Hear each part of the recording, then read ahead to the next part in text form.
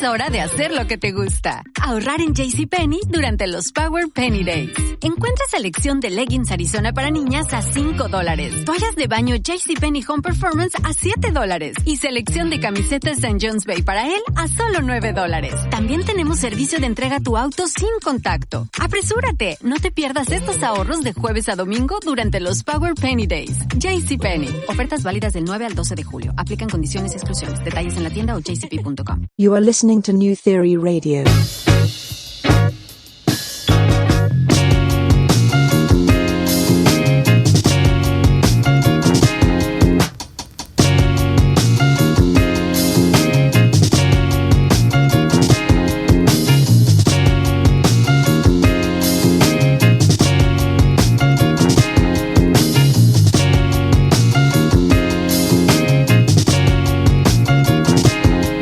Theory Radio. Hello and welcome to another edition of New Theory Radio, here live on News Talk Sauga 960 AM. My name is Nav Nanwa, I am your host, and this is the show where we theorize on arts and pop culture. Happy Sunday to all of you. It's a hot one outside, so I hope you're inside with a cold one enjoying this week's episode. And we have a jam-packed edition of NTR lined up over the next 2 hours. For our pop culture panel this week, I'm actually going to be joined by PR professional Davina Ramnarine and film critic Amanda Guarragi, as we will be discussing a couple of the big diversity moves that were made this week within the film industry. And I'm talking about the appointment of a new CMO at Netflix. Bozoma Saint John is someone who's very well experienced when it comes to the marketing advertising industry, and she was appointed the new chief marketing officer for Netflix. And we will be discussing what that move means, not only for diversity within the C-suite level of various companies, but what it might mean for Netflix moving forward. As well, the Academy invited 819 new members to join the voting body this week, and they actually hit their diversity quota, and a lot of that stemmed from a lot of the criticism that they were getting a few years ago when the hashtag #OscarsSoWhite was trending because of the lack of diversity up top when it came to the voting body. And now we have the likes of Constance Wu, Awkwafina, a bunch of individuals who are going to be making up the voting body now.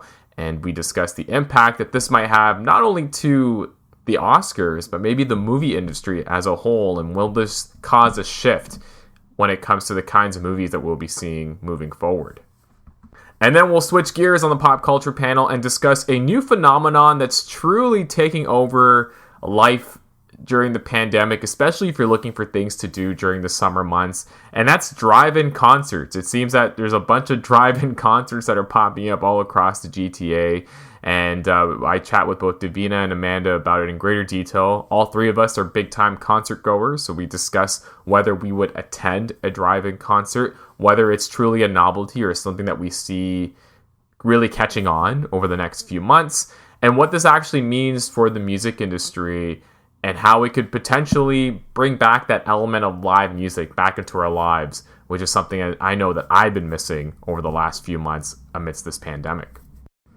And then for our NTR Spotlight this week, and if you're not familiar with the NTR Spotlight, it is our opportunity to profile key individuals, some of the movers within the arts and culture space that are truly progressing the scene forward, not just within Peel, but across the world.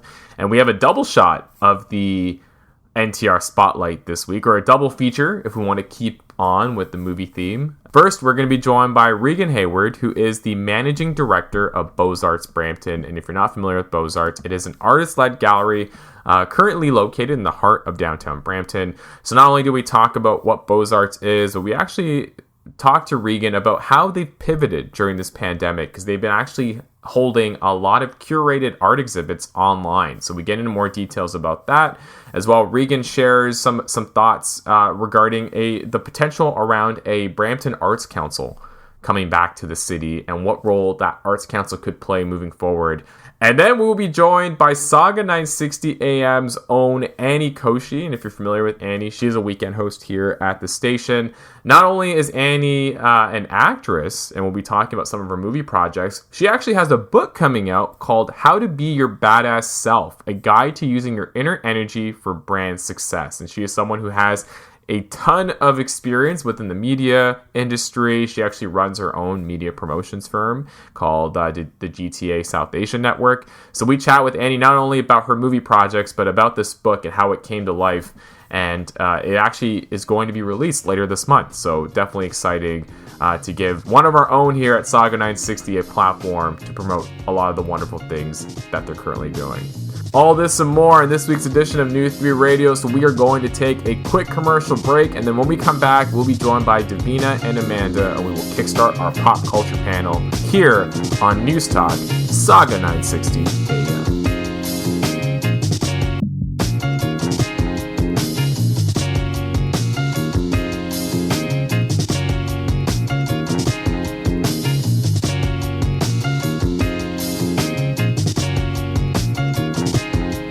You are listening to New Theory Radio. Pop Culture Panel.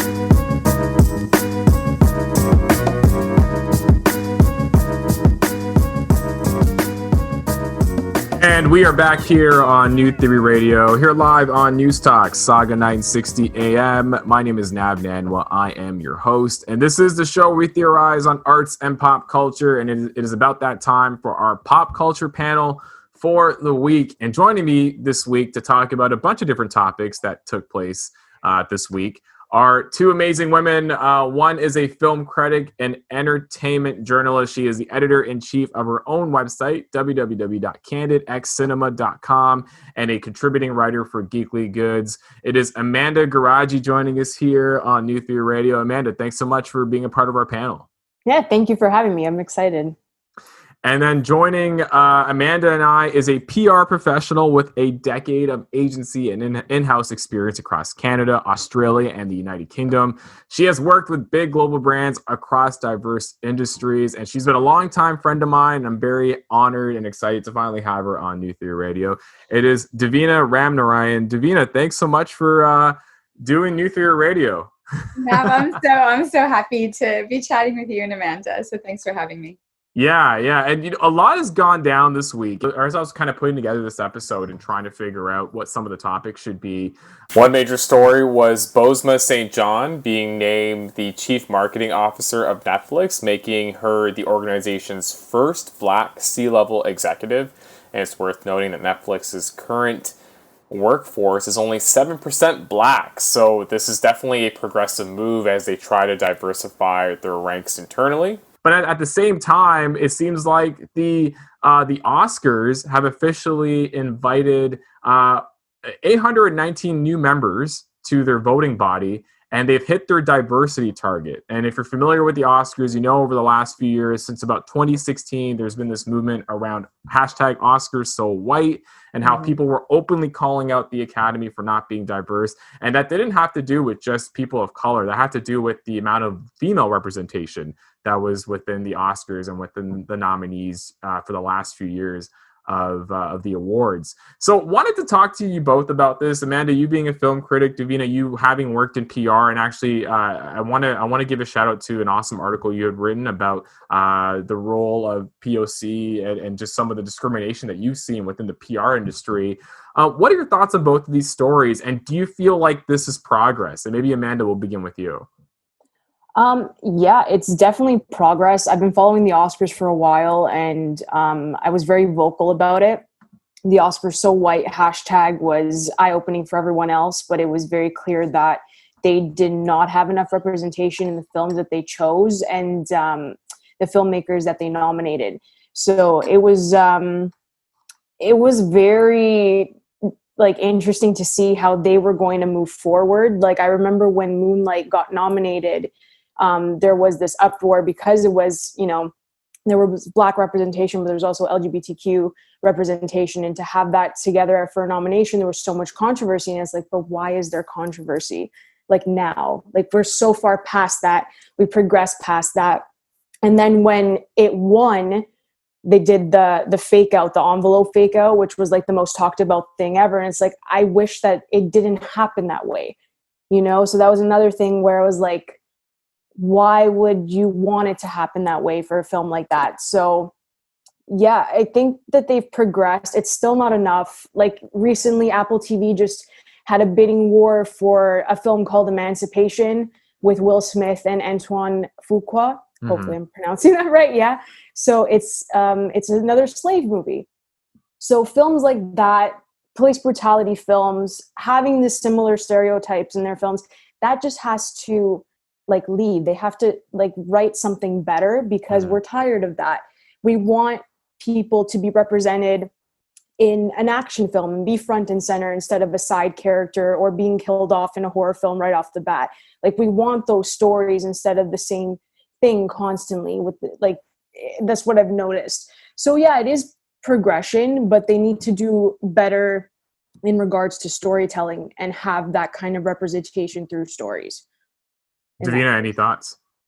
I mean, I think in terms of increasing their diversity quota and the diversity of their membership, I think that's really important, and it is a step in the right direction because we think about gatekeepers in media, in pop culture, and if you have an organization like the Academy and you look at the membership that isn't diverse, that is, you know, giving awards of what is the best, but there's no diversity in that membership and diverse perspectives, you're getting a very narrow view of what excellence looks like. And, you know, there's a really popular saying, you can't be what you can't see. If we're not seeing that representation on screen, if we're not seeing films by, you know, diverse filmmakers and creators and, you know, actors of different backgrounds, women, you know, the LGBTQ plus community, etc., getting the recognition and credit for, you know, undoubtedly incredible work, then there's a problem. And I think it's really sad that the Academy had to essentially be publicly humiliated with the Oscars So White movement to actually change anything. But we also see that with BLM, with a lot of corporations and companies looking at their leadership structures and holistically at their organizations and the lack of diversity and representation in big businesses. And it took the BLM movement to drive that. And that's not what, that shouldn't be the driver. It should be people wanting to do the right thing. I think it's good that there's progress. I think it's really sad at how slow the progress is. And it's a step in the right direction. But you look at companies like Netflix, who I think have been doing it right since their inception. And why is there this difference between the two? And I think it's because of entitlement and kind of an entrenched group of gatekeepers who were content with the status quo. And that seems to be the trend across the board. And I thought the fact that both these stories came out on the same day, I thought was interesting in itself, because to your point, Davina, Netflix has been pretty progressive. Like they actually have, I believe the Twitter account is Black Lead or Black Lead. I think yeah. And they definitely do their best to really promote, and they've always been that. Like that wasn't something that started up with during this BLM movement. Like they've been pushing that for the longest time and really taking pride around that. But I think when they announced that Bozoma was taking over the CMO job, you know, I do credit this article for calling out the fact that this is not a move. Like, don't get it twisted. Like, this is not a BLM inspired move. Like, she has a very impressive resume. Yeah. And I think, you know, for someone like Netflix, I think they've done a fantastic job in almost getting that credibility right from the get-go. And again, even on LinkedIn, seeing people react to this. And what's interesting is this is almost the intersection of my life from being a brand marketer and being in the media space, is just seeing both worlds really respond. Is just the amount of positive feedback that Netflix got on this move. But I think that positive feedback, to some point, based on our current climate, shouldn't be watered down. That's the point I definitely agree with you on, is why is it that because BLM is top of mind, are all of a sudden these moves being made? I don't know.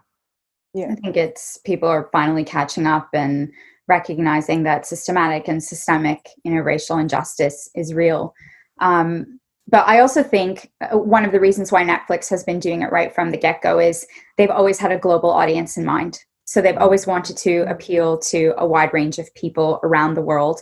And they've recognized from the get-go the importance of diversity, and importantly, it's not just diversity, it's about being inclusive. Mm-hmm. And I think you see really interesting content on Netflix that tells really diverse and interesting stories across cultures and languages, which is pretty incredible. And I think that's the difference between Netflix and the Academy, for example, who thinks it knows the audience that is important and that is worth, appealing to, and really forgetting a wide range of people. Film, television, movies, entertainment is for everyone. It should be for everyone. And I think we need to think differently about the stories that should be told and be given the spotlight. Mm-hmm. No, totally. Yeah. Totally. For sure. Like last year, earlier this year, it feels like last year after everything that's happened. Honestly, Bong Joon-ho, he won for Parasite. Yeah. And that film is phenomenal if you haven't seen it. Amazing movie. So good.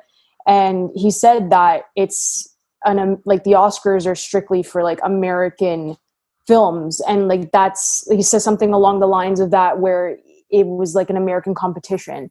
And it's hard for outsiders to come into that. And it's very clear because if you look at the nominations, they're very American films. And then, because there's like a foreign language category, you know what I mean? But they're films.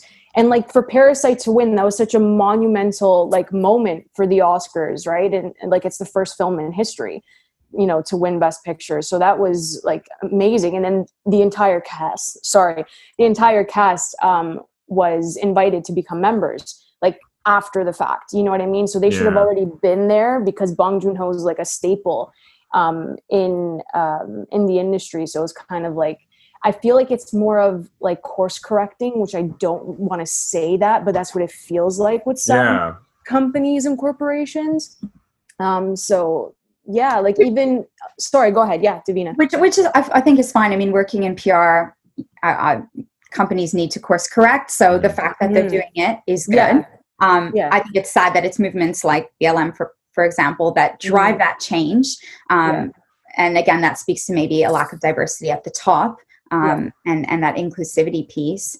But also, you raise a really interesting point, Amanda, around, American films. And there's a bigger, discussion point there around identity and what is American, because I know, I'm from a diverse background. I'm from Trinidad originally, but I'm Canadian, and you can have multiple, cultural identities, etc. And I'm still Canadian. That doesn't make me any less Canadian.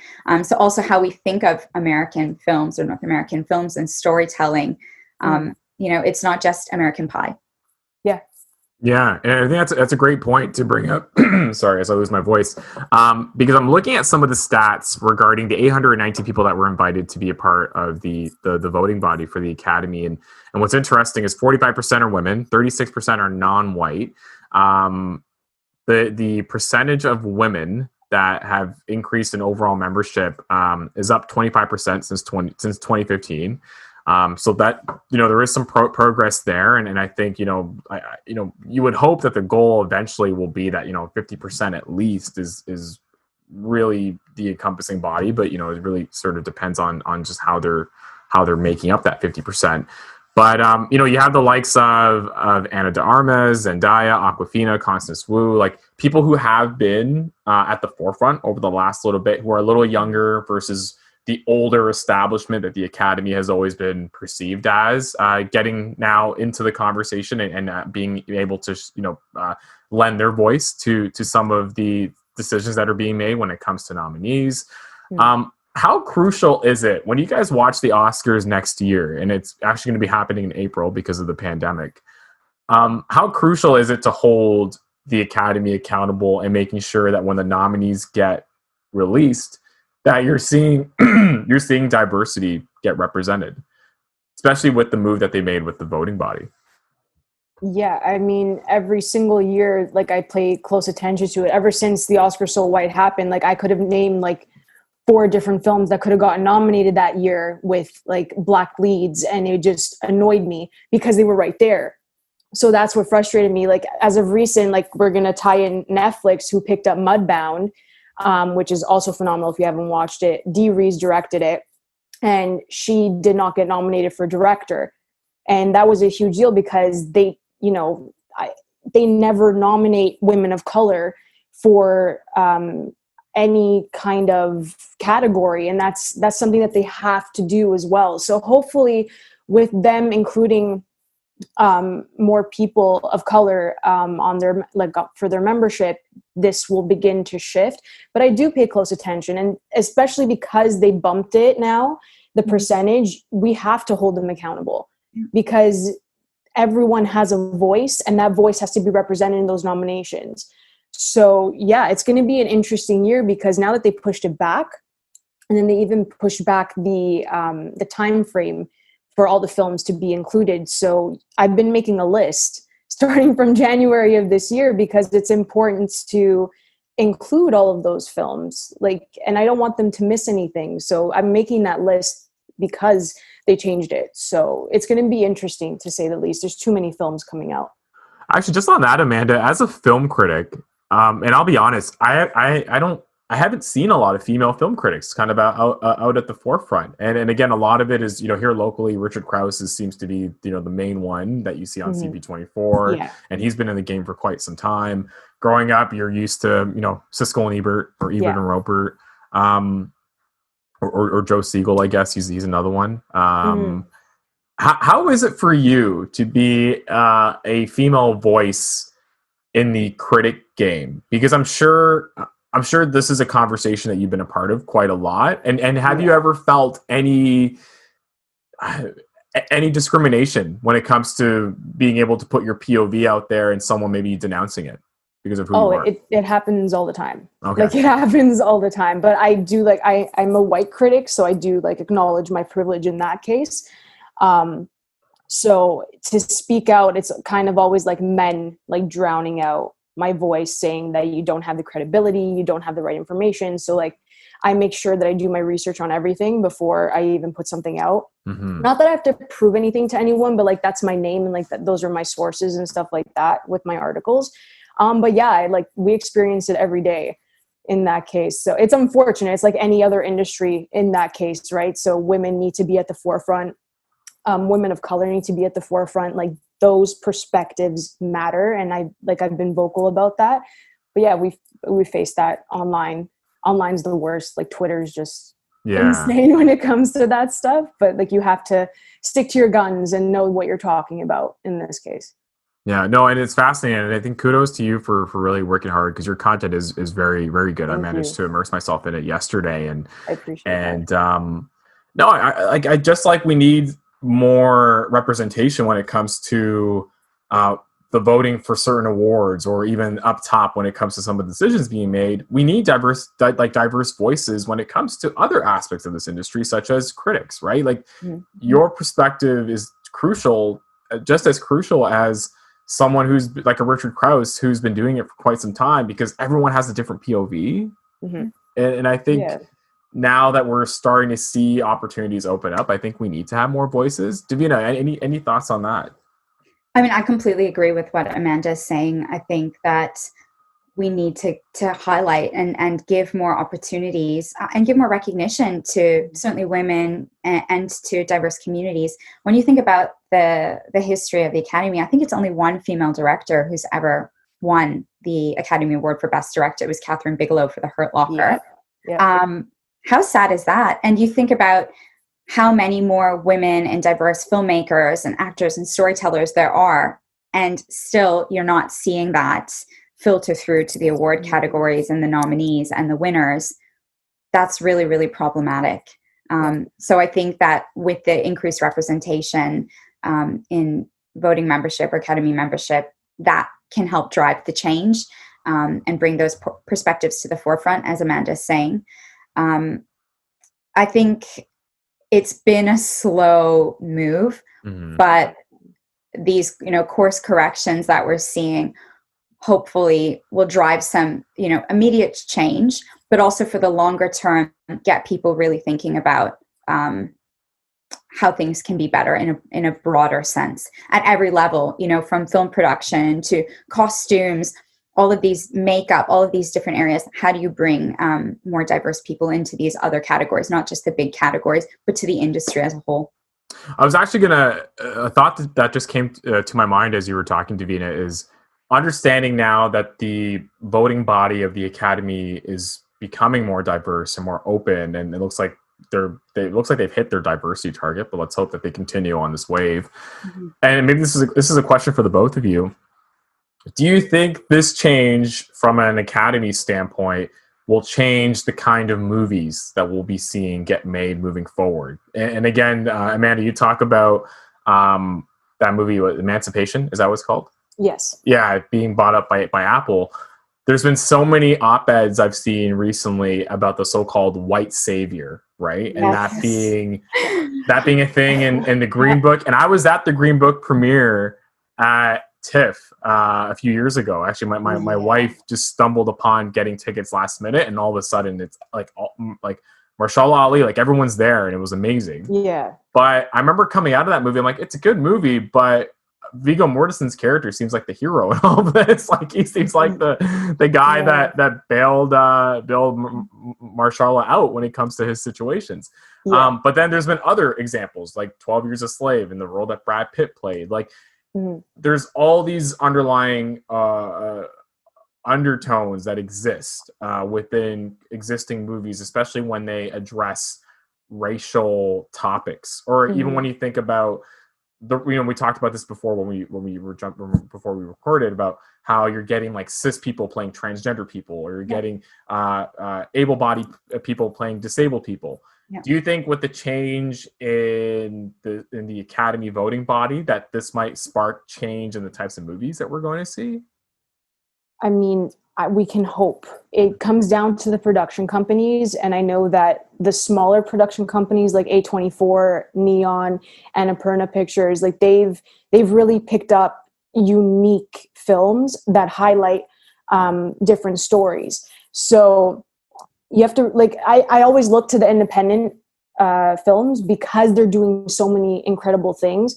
What needs to happen is that the larger ones like Warner Brothers, Disney, Paramount, like Sony, like they have to catch up. And I think because they have the mainstream audience, that they need to do better. And hopefully it ends up happening, but that's the difference. That's the complete shift. And unfortunately, like independent films don't get the same attention. And that's the issue here, right? So so many independent films are really incredible and telling fascinating stories. But then, you see they get the cult following and they get that, they build that word of mouth, and, they have that kind of viral component on the internet. You have to see this film. And I think that the big studios, they need to pay attention to that, because these are stories that people want to see. And I think that it's great. So many people are being vocal and speaking out, like yourself, Amanda, and giving voice to independent films and filmmakers, because that's also part of the change. People expressing, this is what I want to see. So these big businesses who are looking at their bottom line recognize that actually, because that's what's important to them, it's the money. I think a lot of the time, recognizing that these films are lucrative, that they have an audience, that people are going to go to theaters and buy a ticket, and they want to be part of this kind of cultural movement and know these stories. Mm-hmm. Just to close out this segment, I do want to get some lasting perspectives on Bozoma Saint John being appointed the CMO of Netflix. What do you guys hope with this? Like, what do you guys hope changes with a move like this moving forward? Not just within the film industry, but just in any industry, whether it be music or entertainment, or even across the board when it comes to the C-level suite looking diverse, not just from a color standpoint, but also from a female standpoint, because there's still an underlying problem of not seeing enough females in C-level roles. And Davina, maybe we'll begin with you. I mean, I think, again, going back to that, you can't be what you can't see. I think having someone of her caliber in a senior leadership position for such a massive, well-loved brand, it gives people hope that, that could be me one day, and that I have opportunities in this industry. So I think it's really important. I think more broadly, the British Film Institute, for example, in their awards, they have diversity and inclusivity criteria for films to win awards. And I think that's something that the Academy could also look to adopt. So people are really challenging themselves in terms of what excellence looks like. And, part of that is telling diverse stories and unique stories, not just American stories. Mm-hmm.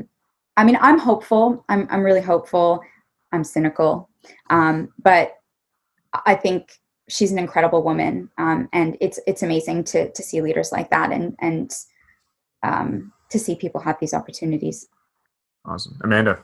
Yeah, I agree completely with what Davina said. The other issue with this is the fact that Netflix kind of has issues with the Academy. Like, yeah, they'll get nominated, but the Academy doesn't necessarily think of Netflix films as cinema. Mm-hmm. And that's what's really unfortunate, because you have Roma by Alfonso Cuarón, which was an incredible film. Mm-hmm. And he swept every other category. And then Green Book won. I'm like, Green Book was like the worst win in history. I was rooting. I'm sorry. Like I was it's so okay. annoyed that year. I regret liking that movie. I was so annoyed that year because there was so much controversy behind it as well, because Dr. Shirley's family did not give the go-ahead for Nick Vallelonga to use his story. Yeah. So that was all fabricated. On top of that, I wanted Black Klansman to win, but this is like me sidetracking. That was an amazing movie. Black Klansman was amazing. That was so good. Unreal. But like those films, like they want studio films to win Best Picture. So Netflix is doing incredible things. This move is like amazing. They have a bright future, but it's the connection that the Academy has to make, that Netflix films are also pieces of cinema. Mm-hmm. And people are watching that internationally, and you get an international audience. So that's the other link that they need to make in the future.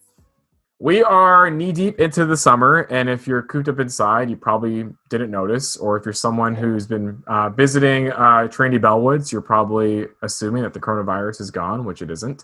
But one of the things that's been going on this summer that's been actually picking up quite a lot of steam, and especially this week as I've been on social and I've been fed different ads for shows that are taking place, is this phenomenon around drive-in concerts. Yes. Now, if you're not familiar with this concept, it is literally you driving to an open parking lot, parking your car in front of a stage, and seeing an act or a DJ perform as if you're at a music festival, as if you're at a show. And it's interesting. I think it's becoming a part of this new normal that we're seeing now that we've been in this quarantine or COVID-19 life for the last few months. But I want to get both your perspectives on it. Davina, I know you're a big time music lover. Amanda, I'm sure you are as well, being that you're so heavily engrossed into the film scene. I'm sure music is a logical extension to that. I myself am a big concert goer as well. But I don't know how I feel about drive-in concerts yet. Maybe, Davina, we'll begin with you. Are you going to be attending any drive-in concerts during your time here in Toronto? I mean, I might try it for the novelty of it. To say that during this weird pandemic, I went to a drive-in concert. So just for the experience, just to kind of tick that box, I might give it a crack. But what I love about concerts is dancing with my friends, being amongst people, feeling that vibe, feeling that energy. And I don't think it would be the same sitting in a car. Maybe if you were, in a pickup truck dancing in the back, it could work. But I think that energy that you get just being surrounded by people, feeling the vibe, dancing your heart out, sitting in the passenger seat or the driver's seat of a car, you're not going to get that same vibe. Yeah. Amanda, I know you probably would be interested in going to a drive-in sort of movie, which I've been looking to do for quite some time. But what about a drive-in concert? I think that's like kind of the equivalent of just sitting there and listening to the artist on the radio, because I also I do not sit down when I'm at a concert constantly dancing with a drink in your hand. You're with a group of people. It's a totally different vibe. So I think like Davina said, the novelty of it, I completely understand. I get it. Just to say that you went, totally understand that. But it's just something that I think it just takes away from being so close to the artist during a concert. especially in the Air Canada Centre, at the Rogers Centre that we have. Like, it feels so intimate in that setting. Whereas like when you're in a car, you're kind of like boxed in. Like, I saw people that they were sitting on the windows, and I'm like, is that comfortable for like an hour and a half? Like, I don't think that's comfortable. You know what I mean? So yeah, like, I don't know. I don't think I'd go, but I do understand why people would want to go.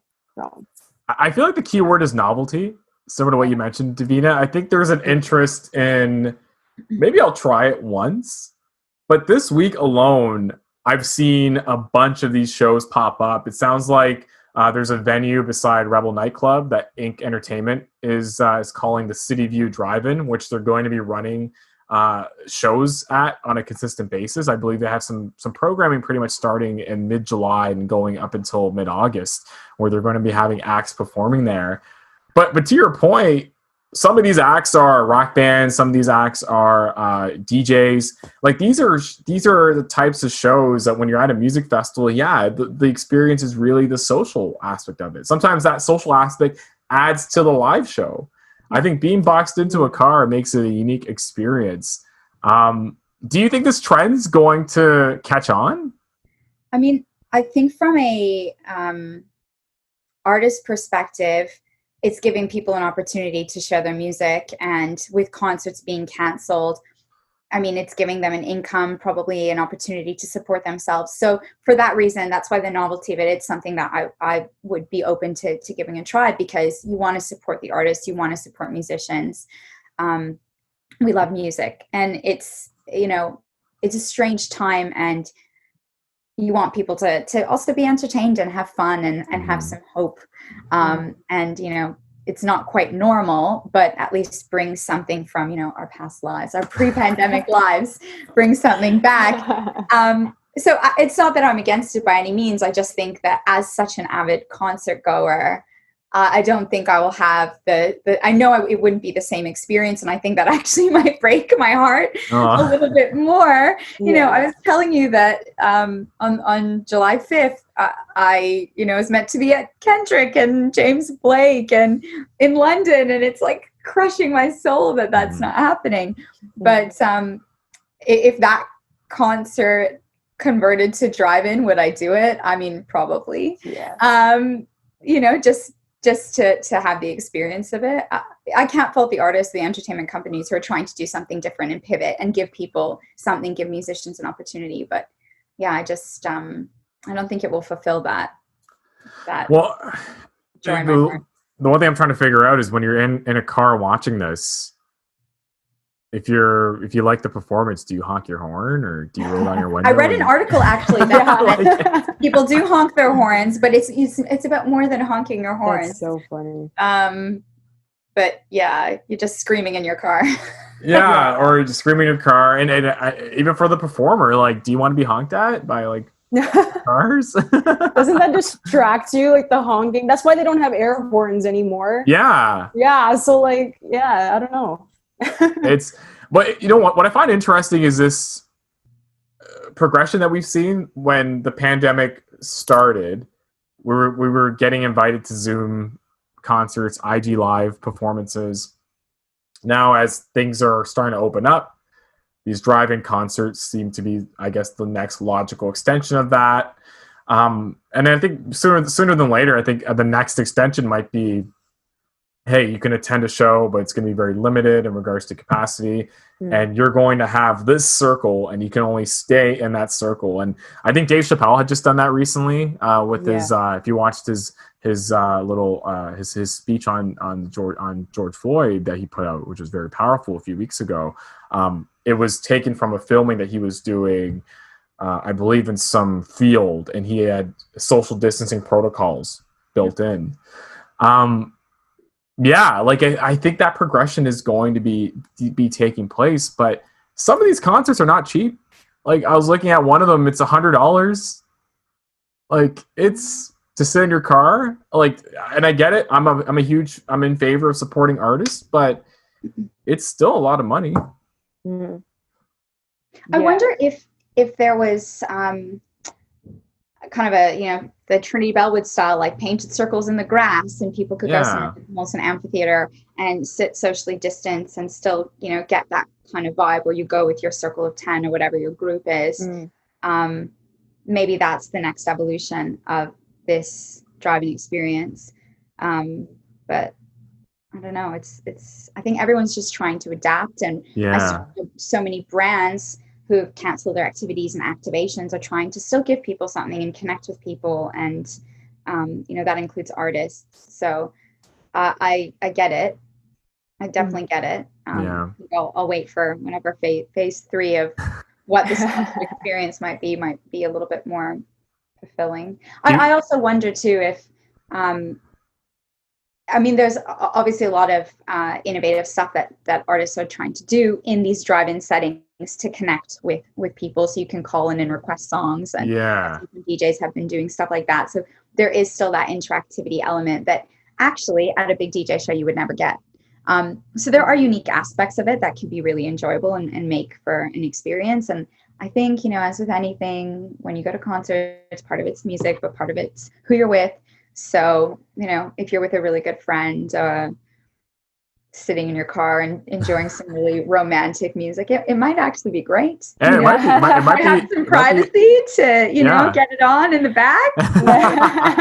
well, that's the other thing is, obviously when you're doing these types of concerts, you also have to take into fact that making sure that people aren't over consuming, alcohol or other types of drugs, especially with the types of music that you're listening to.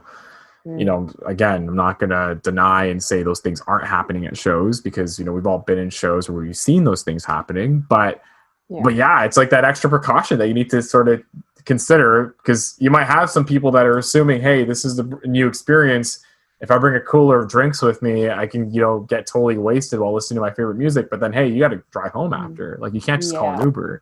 So there's that responsibility element to that too. But I like the point you bring up, Davina, around the experience. I think, even something that's totally not related to our drive-in concerts, but very similar, is the fact that there's a Van Gogh exhibit going on right now in Toronto, and they're doing a drive-through experience. And I thought, I think if we can have more of those, I think that'd be pretty innovative, and it might be something that could potentially stick later on. I don't know, Amanda, what are your thoughts?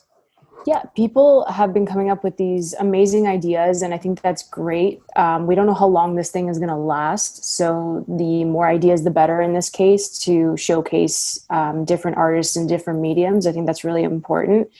The whole drive-through aspect is great, but I think with interacting with art pieces such as that, it's kind of hard to maybe, I think appreciate's the wrong word, but I kind of see it up close. Like it takes away from that experience. And even when you do tours in museums, it's different because you have someone talking about it as well. So maybe they can incorporate that like they do at a drive-in movie theater. They can do it on your radio and kind of do a walking tour in your car essentially. And they could give you the background on certain art pieces if they want to try doing that with that medium as well. I think that's really interesting. But yeah, all the ideas are incredible. And hopefully they improve upon it. It's based off of also content being released, because I know that's the issue with the movie industry right now. I haven't gone to a drive-in because there's no content. Yeah. So exactly. They keep pushing it back. Even musicians, bigger musicians, I was supposed to go see The Weeknd June 29th and June 30th. I'm oh my God, I was dying to go see him. Yeah. But he pushed it to next year.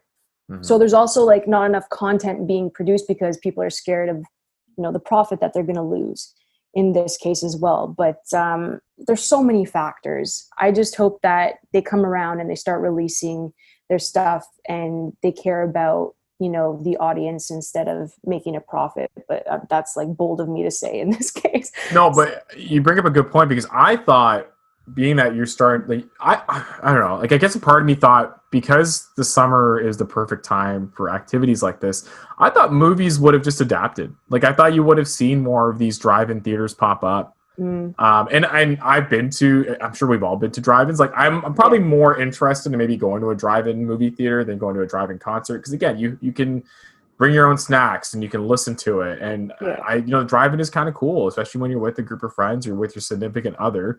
It's a unique experience. And I would have been down to do a drive-in and see a new movie. Like, I think that would have been appealing, and that could have maybe saved some of that profitability that some of the companies are losing. But I guess to each their own. Like, you're starting to see, and again, going back to the movie conversation we had in the previous segment, like, you're still I guess movie theaters are starting to open up. I'm not sure if they're opening up here yet.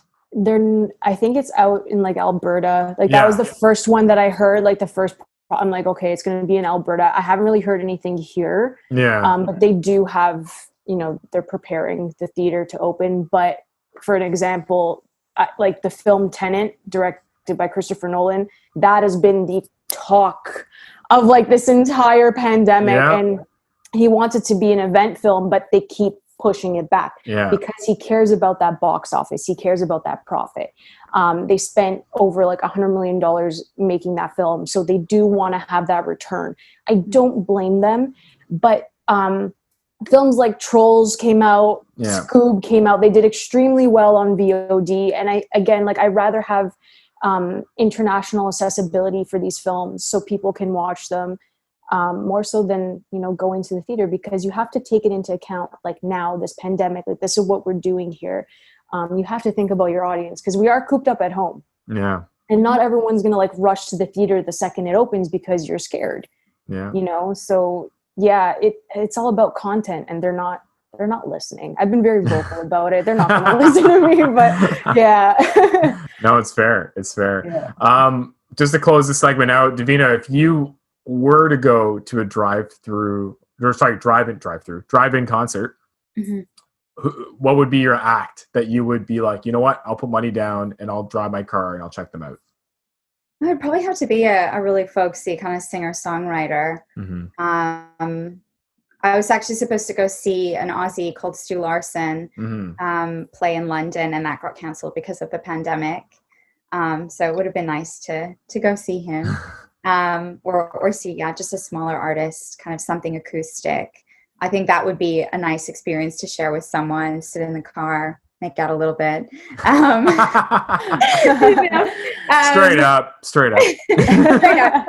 But something sweet and romantic, I think that is a nice setting for it versus, kind of a rave electronic music or rap concert. Yeah. I don't think I'd get the experience that I want, from a concert experience in my car. But I think there's some types of music or genres of music, at least for me, that I think would be more adaptable to that model. Yeah. Amanda, who would you be willing to put money down to go see in a drive-in concert? Oh man, any like rock band, I guess. I think that in that case, you're just like bouncing your head. You're not really dancing. So like a pop artist would be kind of bad because I would get up and dance the entire time. So I can't get out of my car. And it would look really weird to me dancing inside my car, even though I do that when I drive. So it's like, it's something I wouldn't do, but like a rock band, like indie artists like Davina, like I would love to do that. It's a different feel entirely. It's a different atmosphere too. Like maybe like outside near Harbor Front, you get the little stage, and like that's really nice to do that. I completely agree with Davina. I don't think like a Veld type of music festival to start like partying. Like I don't think that would be like enjoyable. But yeah. Nav, you have to answer the question too. Oh, do I? Gotta put you on the spot now. I think I'm in the same boat. Like, part of me was thinking, I wouldn't mind seeing a DJ who's playing like chill vibes. Yeah. But then again, I think I probably could only do like an hour max. Like, I don't think it'll be like, oh, this is so cool. And like, whatever, have the windows down and just kind of maybe recline the seat a bit and just kind of zone out. But, probably after an hour, I'm like, okay, I'm good. So, maybe seeing a K-Tronado would be kind of cool in that instance. But I think rock would be better suited if you asked me, like maybe because again, I don't know, maybe it's because you're seeing performers and it's a bit of an intimate experience in some ways. And if you have that ability to engage, whether to your point, Davina, you can ask for requests or,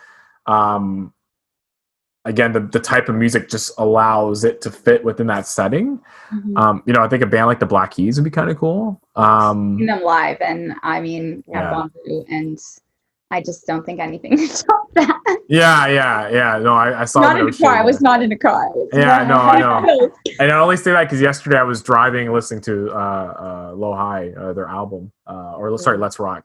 Low High was the song, but I was driving and I was like thinking, I was like, you know what? If the Black Keys played a drive-in concert and it was like for an hour and it just two guys rocking out, I'd check it out. You know, I think it'd be kind of cool. Probably also your artists, like, I mean, any artist that you really love and have a real affinity for, you probably want to support, just see them to see them. Yeah. So I guess that is part of it too, you know. Why it's not like we're doing that much these days, you know. Yeah, like I don't think Drake will ever do an OVO Fest drive-in style. Like that'd just be weird, but it would. I think that would cause some traffic jams, and I don't think eventually you won't even probably be able to get a spot. But it's going to be interesting to see the progression that's made as the different as we go through the different phases and what they consist of. Because I think eventually.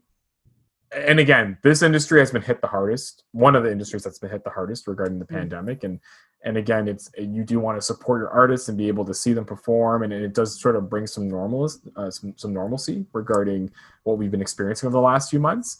But I think as soon as we get to phase 3, phase 4, I wouldn't be surprised to the point you made before, Davina, that we start getting into venues where, hey, it's circles or it's patches, right? Like you're no longer buying an individual ticket. You almost have to buy like a group of 4 and you have like your 4-seater and you're just enjoying and there's space in between.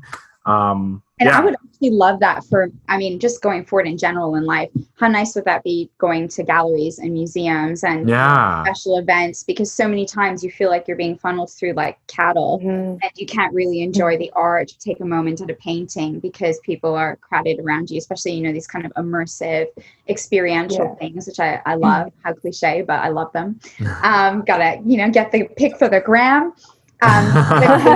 Need to. But it would be so nice to actually have social distancing and have space to really be able to appreciate the art and have your moment with it rather than, you know, being pushed along like cattle. So there could be some good things, I think, to come from this experience in just in general, rethinking how we experience or interact with art, with music, etc. Exactly. I want to thank the both of you for joining me on this week's edition of New Theory Radio. Fantastic conversations across the board. This is your opportunity to kind of promote whatever you're doing, or if any of the listeners want to connect with you, feel free to let us know the best ways. And Amanda, maybe we'll begin with you. Yeah, sure. I have my own website, so it's www.candidxcinema.com. I have all my movie reviews on there. TIFF will be coming up from what I've heard, so there's plenty of festival coverage that I will be doing. And I'm on Twitter, Instagram under AMXNDA Reviews. I post like daily movie news, any news at all. So yeah, you can find me there for sure. Excellent. And Davina, what about you? If anyone's interested in talking about PR, wanting to get into the industry or just general questions, reach out to me on LinkedIn, Davina Ramnarine, pretty easy to find. And then I'm on Instagram at Ramnarine, post a lot of random stuff, but you might find it entertaining. So yeah, in the podcast description, we'll include a link to the article that you just wrote recently. Perfect. Well, thank you both for joining us here on this week's edition of the Pop Culture Panel. We are going to take a quick commercial break, and then we'll have more New Theory Radio here live on News Talk, Sauga 960.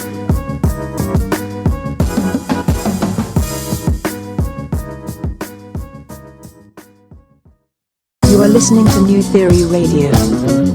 MTR Spotlight.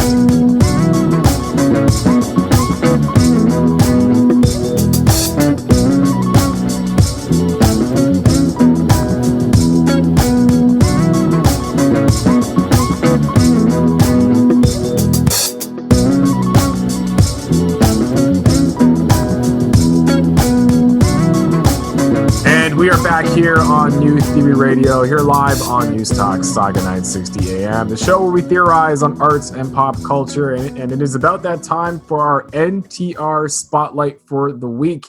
And I'm very excited to be joined by the Managing Director of Beaux-Arts Brampton. And if you're not familiar with Beaux-Arts Brampton, I don't know where you've been, because Beaux-Arts has been playing a crucial role in the arts and culture scene within Brampton for many years.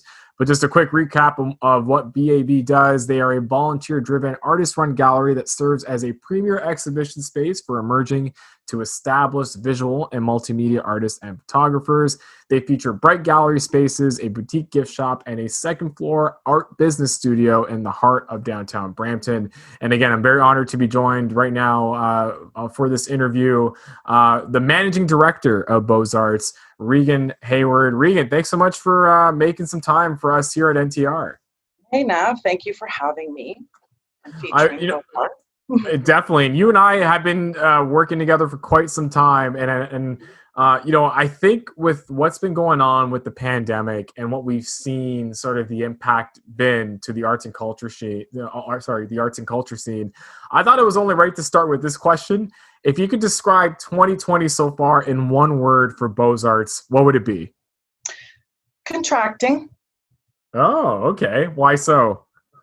Well, we were, going like on fire with our exhibitions and public engagement. All of our statistics were on the climb, always increasing with every effort that we put out.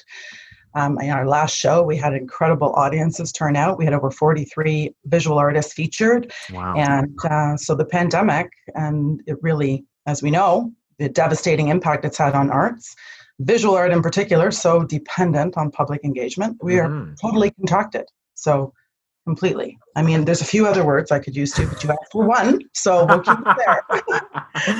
But it's fascinating to hear that from you, and it's also something I'm not totally surprised, because again, when you think about the impact of this pandemic and you think about the gig economy, which is very much the economy that exists within arts and culture, there's just been conversations around support and funding and being able to keep this economy afloat during difficult times.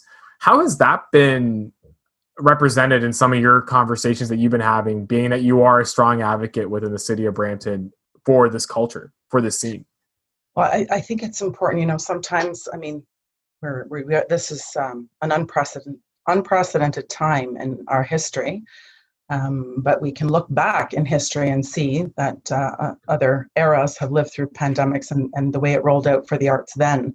And it's not unusual for the arts to get decimated in things like this, but it does, history serves to tell us that it definitely separates the wheat from the shaft when it comes to arts and culture when something like this hits. And it's, it's sort of a principle of living, if you will. So I think as far as around the conversation for support, I think that immediately we had some great leadership from the federal, provincial level, that they had their eye on the ball, recognizing that, we need to get this talk going. We need to decide how we're going to roll out support. But I think working as an artist myself and being in the arts for many years, it's one of those things you just have to hang tight until leadership can get there. I mean, it is a pandemic, and we have, big portfolios to deal with our societies and everyone in our society, right? So everyone needs to sort of, it's a bit of a hurry up and wait situation, but that they'll get there. And I think we're arriving there now, that we're out of the crisis point of the pandemic. Like when it hit in March versus now in June, you're seeing those supports rolling out now. And that's what matters, right? It's the hand up when you need it the most. They haven't forgotten. And that's the key. What makes Beaux-Arts so unique is the fact that you are an artist-led gallery, and a lot of the movement that you guys make when it comes to pushing the scene forward is really driven by your membership. What's been the tone of the membership over the last few months, and what's really been keeping them going throughout everything that's been taking place? As I said, contracting, but in the mode of contracting, what I observed was an incredible cross collaboration that started to take place organically. The individual desire on artists' part to really come together. There was a strength demonstrated, maybe some, obviously some extremely strange circumstances. But, a lot of the conversation around, okay, so let's contemplate the next steps. I mean, the realization that, and when you're in crisis, anything can happen, right? It's anybody's guess how it's going to unfold. And I think artists, that's the time when they sort of rise to the occasion, because their imaginations are wide open. And they're sort of taking their shot at it, right? What does it look like? I know at Beaux-Arts, we rolled out an online exhibition, as you know, art keeps going. And that was the whole premise of that exhibition. You know, when I was sort of curating the concept, I was thinking, okay, what does human imagination look like through art through this pandemic, right? And so lead that, you know, to what it actually does look like to the artists who are practicing and making the work. But asking them, you know, okay, so what are your desires of the next actions you want to see roll out during this time, and to, you know, visualize that on their canvases or in their photography or whatnot. And that's what we've seen in the exhibit. So I think artists have really demonstrated that in the last 3-4 months. And I think we'll see more of it too as time goes on. Do you feel like we're in a bit of a renaissance right now when it comes to art, and the fact that we're having a lot of creators stuck indoors and maybe the only thing they can do right now is create? Yes, I would think that what I'm recognizing is, I think, incredible human imagination is coming to the fore. You know, I mean, we are, you know, in the arts, we are always, you know, looking for inspiration and our influences. That's only natural as artists, no matter what discipline you practice. But I think in this instance, as you say, right, like really being enclosed and limited in your outreach other than this virtual world, which we're very grateful for. But nonetheless, I think we're going to see a lot more original stuff. Absolutely. Like, I think that's, you know, I'm excited to see that in the future from artists. Yeah, for sure. Definitely. I think that they're very reflective now, you know, realizing things maybe that they hadn't recognized before. And from that maybe, yeah, I don't know if the Renaissance is happening this moment now, but I think it's going to happen eventually. I think it's coming, yeah, for sure. Well, and one can hope. And the fascinating thing, I must say, just in regards to our close ties to the scene, is pivoting, right? We've seen a lot of pivoting. You mentioned, you know, you guys are now dabbling in online exhibits. We're seeing a lot of major festivals going online. It seems that people are starting to think about other mediums differently. How has that shift been for you guys? Well, I you know, as I say, I mean, the really reflecting on how you can connect with your audiences differently, right? And I think, you know, one of the discussions that we're having among the collective artists here at Beaux-Arts is, you know, obviously you want to leverage the online space, but we're also very aware of audience members who are, you know, maybe at this point combating a lot of screen fatigue. Yeah. You know, so I think it's at this point, and, you know, with that sort of surge of online effort from a lot of different arts organizations and otherwise too, that you want to really, I know as from the Beaux-Arts Collective, we're really talking about, okay, so it's not just enough to put something out online and do another exhibit online, but what is it that we can bring? Like, what value added can you bring to the audience at this point? And that's the big challenge. And that, as I said, I think, you know, that's what's going to separate some things going forward. And you're going to have to be able to deliver that if you're going to engage those audiences, right? Because it's still about engagement one way or the other. And you know, we know stats will tell the tale, right? And so, yeah, it's a fascinating shift for sure. And what I also want to kind of talk to you about was before pandemic, it seems that Beaux-Arts was already in a transition phase. Absolutely. Because I know you guys were looking to move from your existing location to a new space, and then all of a sudden the pandemic hit, and that kind of threw a wrench in not only your plans but everyone else's plans. Is some of that still in the works? Absolutely. Although, as I say, I think it's going to be a delayed instance, obviously. You know, it's slowed down the movement of the organization in its physical form, but that's expected, right? So, I mean, so for example, prior to pandemic, we had, you know, we had just been received for some funding from the province. We had to sort of rise to the occasion with respects to meeting the criteria of said funding. And in the last 4 years, we built our operational structure to arrive there. And we did. We got that green light first week of March. Amazing. And then we hit the red light, you know, March 14th. I know. pivot. We were dizzy from like doing pivots. Yeah. But nonetheless, so that has been delayed. Like the province they're really turning out. They want to get the funding in the hands of arts organizations and artists. This is true. I think that the sentiment is there, but nonetheless, I mean, we have to find a new way to deliver our programming that aligns still, right? Because this is still public funding, and you want to it all has to line up. It has to be in fair transparency for all players, right? So I think that we're in a good space for that, because we have a great collective with their imaginations on full blast, and we're trying to arrive at those new answers. So we're in the midst of submitting those new programming ideas to the province, and it looks promising. So we'll wait on that. And then also from our municipality, they have, in principle, extended support as well to our visual arts organization. And that looks like it is still something to rely on going forward. But as I say, the bricks and mortar space, we were moving anyway from this space. So we will not reopen at the space everyone knows, downtown Brampton, 70 Main Street North. We will not reopen this space. But we will, in months to come, in a new location. And in the meantime, we are going to keep really focused on delivering online in different, unique ways. Well, because I remember some of our previous conversations, you had talked about potentially Beaux-Arts playing more of a curation role. And I know you're a professional curator. I know you do some consulting as well when it comes to artists who want to get their works in different areas. How important is that for an institution like yours to play in regards to not just thinking about space, but also looking at ways to open doors to artists in areas where art wouldn't necessarily be in those areas, if that makes any sense, or kind of figuring out locations where art can live, where people may not be thinking about some of those areas? How important is that for you guys to play that role?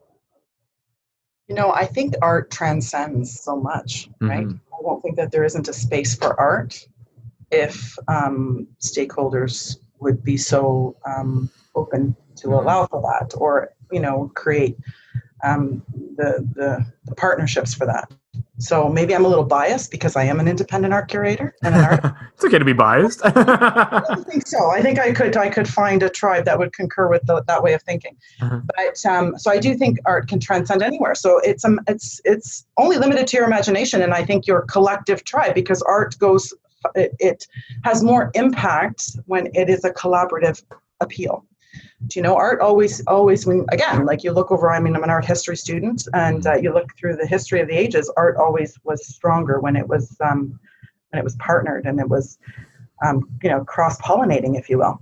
So it's only limited to your imagination. You can put it anywhere, and I think it's up to curators like myself and those practicing artists and cultural audiences and patrons and supporters who want to see it and know the value it can bring to people, and to have public engagement with art and what it can do to our collective, and how it can create like that, cultural cohesiveness among all of us. I mean, doesn't it? There's what can bring people together more than a great song. That's true.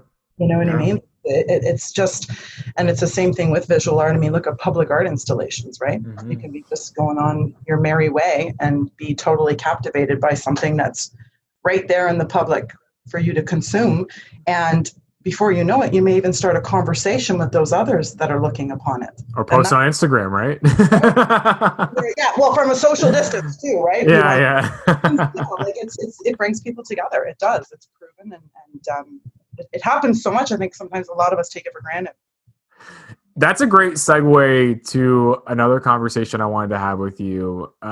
Brampton, the city, has been without an arts council for quite some time. And I know you've been a part of a lot of work streams, a lot of this movement that's been taking place to making sure that the city has an arm's length, I guess we'll just call it an arts council, like have a body that's going to really push this agenda forward, that's really going to enable a lot of what this cultural master plan had set out to do a few years ago when it was put forward. You and I also were on a call a few weeks ago. That I believe it was a town hall that the mayor Patrick Brown had held regarding the arts and culture scene, and it was great to hear from a lot of the key players within this scene, including yourself, and just what's been going on since COVID happened.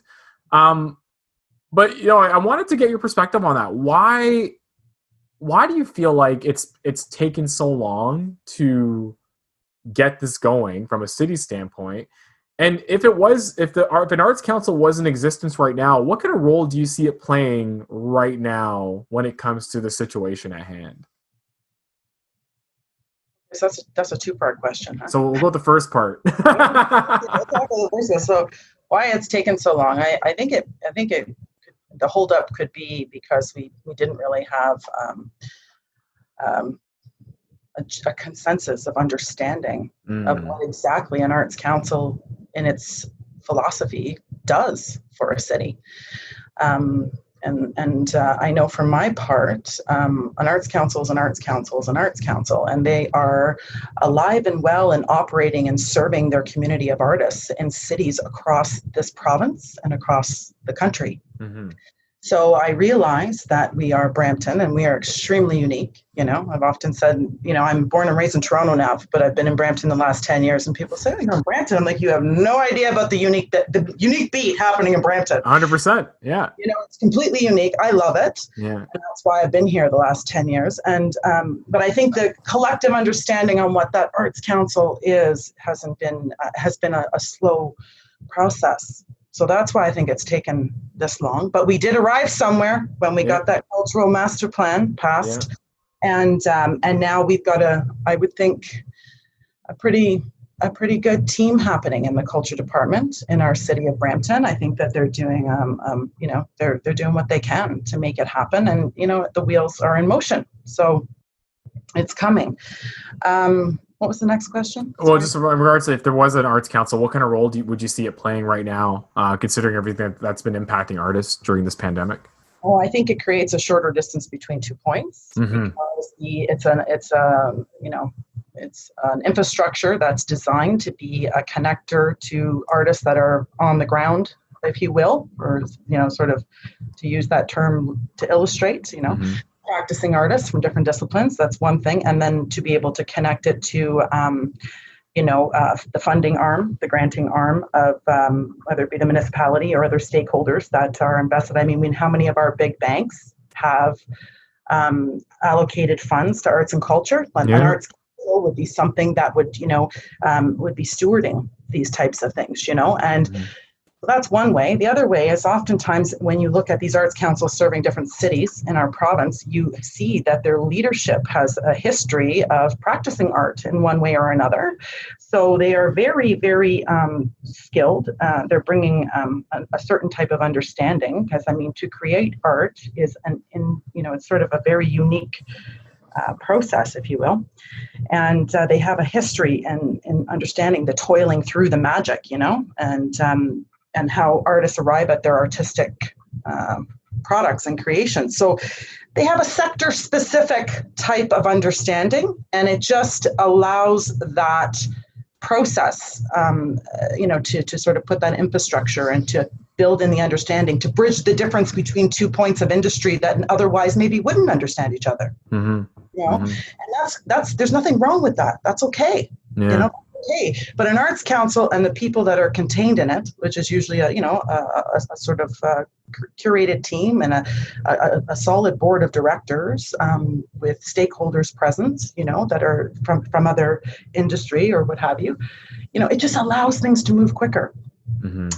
and clearer and gain more consensus. So I think that to the first question, why do we think it's taken so long? This is another, another thing that an arts council would do. It would expedite.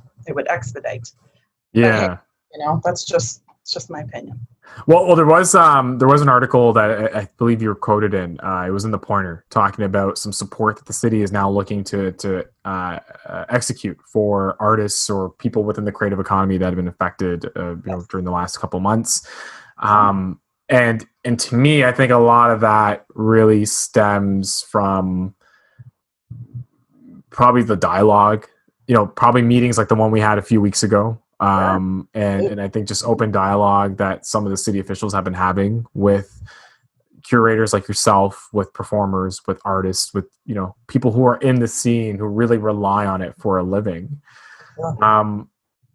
Is what's your overall feeling around that? And how are you, because to your point, I love the point that you made earlier about you being born in Toronto, but realizing in Brampton there's a scene. It takes me back to my time, going to McMaster University and being a student in Hamilton, and now seeing how far Hamilton has come. Yes. Excellent example. And I'd love to see Brampton follow the same wave. Oh, wouldn't we just? Yes, of course. So I guess to kind of bring it all around, do you think with sort of this conversation taking place now regarding support for the arts, do you think it's these types of moves that might one day enable Brampton to become this vibrant hub of arts and culture even further? Absolutely. I think you need to put aces in their places. Mm-hmm. And as different as we are as a city, we're not all that unique from other cities that are trying to arrive at their own type of flavor of arts and culture, if you will. Yeah. Right? I mean, it is, I don't think we don't want to, run the risk of really just highlighting that we're that unique that we, throw the baby out with the bathwater, so to speak. You know what I mean? We don't want to do that. We don't need to reinvent the wheel. We just need to polish it up that suits our Brampton brand, whatever that is, across the board. And that's cool, right? I mean, Hamilton has done that. Hamilton has done that. I know Hamilton Artists Inc. is the exact same not-for-profit arts, visual arts collective that Beaux-Arts would be for Brampton. Mm-hmm. And they have, key supports in place. And they have grown their programming. They have expanded their galleries. They have done great things. They're servicing visual artists in their region.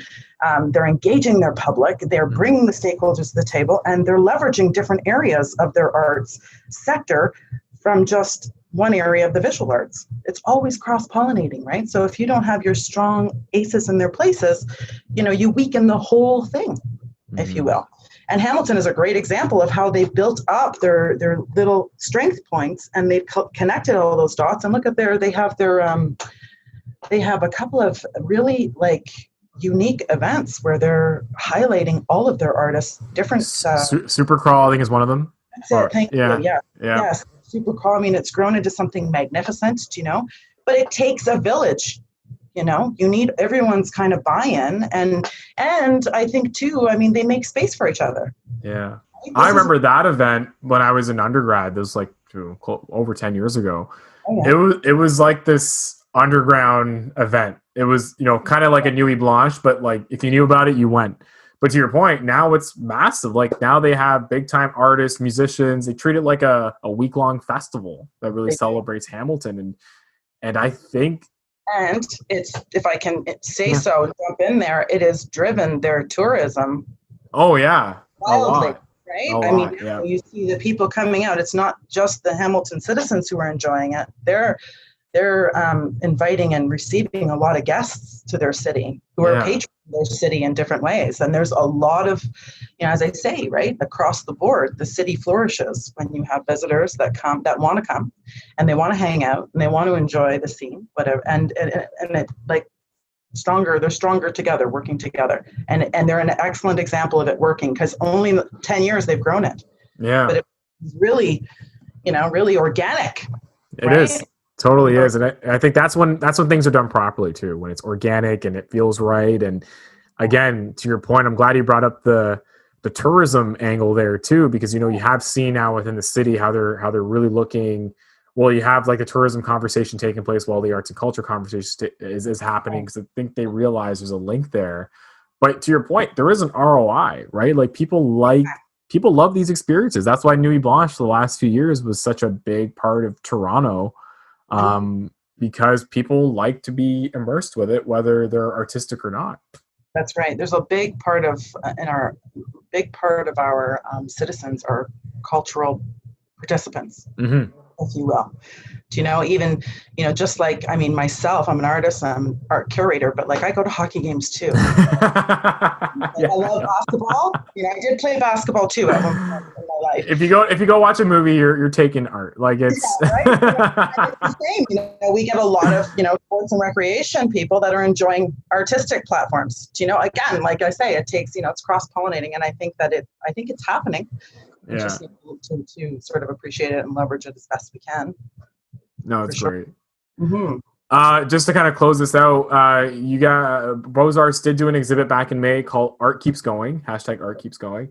And you have a new exhibit coming up for, I believe, this month, July, right? Am I correct? Yeah, so we got our next exhibition runs July 18th to August 21st. Oh, excellent. And this one has been put together. We have a brand new sort of a gallery programming subcommittee that's formed out of the members of Beaux-Arts. They are doing an incredible job of bringing their A game with their imagination. And so this particular exhibit, you're going to see this was a collective of Beaux-Arts members that put it together, and it's called A Typical Shift. Ooh, nice. Virtual exhibition. There's also, they're fleshing out different ideas on with the website and how to deliver it to our audiences, which is going to be different than the way we did it for Art Keeps Going. So that's sort of a new angle for literal viewpoint for it. So we're really excited about that. And we're inviting our members, but I do believe as well, they're opening it up to artists across Peel region. So it's exciting to see, how that all unfolds. Yeah, well, and we'll include the artist call out or whatever information you have within the podcast description of this week's episode, because I think it's important. And I love the fact that Beaux-Arts, you have a strong member base, but you're always open to growing that, whether it's getting someone involved in a one-off opportunity or even bringing them in to learn what the organization's about and seeing how they can make an impact. Like I've always found the community to be one of the strong ones within the city of Brampton. Just to close this interview out, Regan, again, as things start to open up, as we are currently, I believe, in phase 2 and hoping to approach phase 3 pretty quickly. You did talk about how the current location won't be opening up, but is there a hope by the end of the year you guys could do a physical exhibit once again? Oh, definitely. There is hope. For sure, and but we definitely need to have the funding in place. We're not for profit, and we, like you say, we are people powered. We're a largely volunteer driven workforce here, or gig economy. We have different project work that takes place among the membership for sure, but even those are often driven by project grants, if you will. So until such time that the powers that be can start having that type of support that you need rolled out, then we I think it's safe to say our Beaux-Arts collective will be ready. We'll be ready to move on with the different hopes that we have, which would be certainly securing our next bricks and mortar location. Excellent.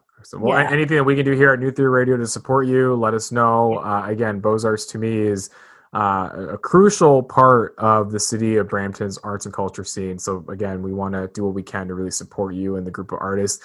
If there's any way for people to connect with you or the gallery, I know, like I mentioned, you are I think I called you an arts consultant, but you are a curator, but you are a consultant to artists as well. I am. I'm essentially an independent art curator, but I'm an art consultant as well too. Different capacity. I'm a champion of artists' careers. Let's put it that way. And we need more of those. We need more of those for sure. Because, again, I think that notion around, if you're going to be an artist, prepare to be unemployed, I think is totally not true anymore. And I think really it's around enablers like yourself to really kind of show them, hey, you can make a living doing art. It's possible. Well, for sure. And the wonderful thing about artists is that they're so engaged in creating and working their magic. And that's why, like I say, I'd love to support and champion their work, because you have to always bring sort of the creative economy into mind, and, audiences and outreach to different sectors of the community that are different. It's like I say, bridging the gap, if you will. Exactly. And we're doing that. So I wanted to say, if I could, to any visual artists listening, we are definitely, Beaux-Arts Brampton is a space, even if it is just online right now, before we go back to bricks and mortar, that welcomes practicing visual artists of emerging, mid-career, and established work. We have quite a number of artists here, and they are stronger together. And there's always room for others that would be interested to meet and greet. And we have different platforms we're building, whether it be through Facebook, the website, and online in different areas. So I would welcome them to come check it out and meet their fellow artists. I think that they would be pleasantly surprised, especially during these times. So excellent. And it's at Beaux-Arts Brampton across all platforms, I believe. Yes. Yeah. Awesome. Well, Regan, thanks so much for joining us here on Youth Through Radio. Again, we'd love to have you back to give us more updates regarding what BAB is up to. Again, I'm a huge fan of the gallery, and I think you guys are doing amazing right now, even during the pandemic, to keep the movement going. So best of luck with everything moving forward. We are going to take a quick commercial break, but then when we come back, we're going to have more Youth Through Radio here live on News Talk, Sauga 960.